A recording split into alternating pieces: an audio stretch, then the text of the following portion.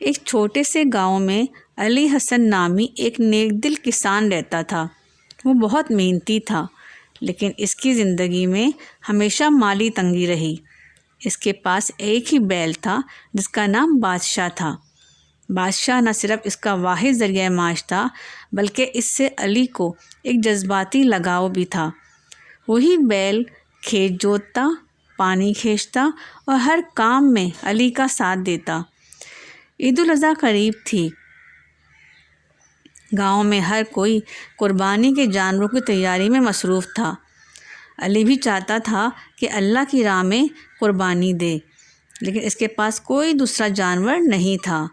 اس کے دوستوں نے کہا، علی، بادشاہ تو تمہاری روزی کا ذریعہ ہے، اسے کیسے قربان کرو گے؟ اللہ تو نیت دیکھتا ہے، تم دعا کر لو، قربانی بعد میں بھی دے سکتے ہو۔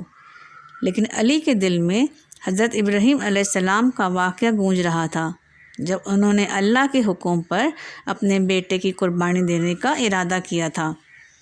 علی نے دل مضبوط کیا اور عید کے دن سب سے پہلے اللہ کے نام پر بادشاہ کی قربانی پیش کر دی۔ گاؤں والے حیران تھے، مگر علی کے چہرے پر بہت سکون تھا۔ چند دن بعد گاؤں میں ایک امیر زمیندار آیا، جسے ایک ایماندار اور محنتی شخص کی ضرورت تھی جو اس کی زمینیں سنبھال سکے۔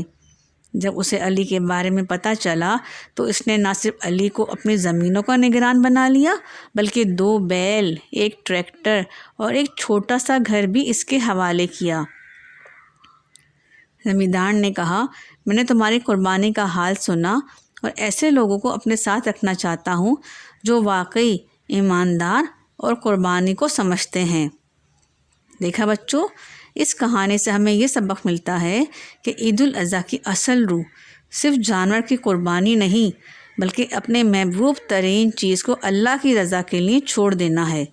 سچی نیت، اخلاص اور اثار کبھی ضائع نہیں جاتے۔ اللہ اس کا بدلہ دنیا و آخرت میں ضرور دیتا ہے۔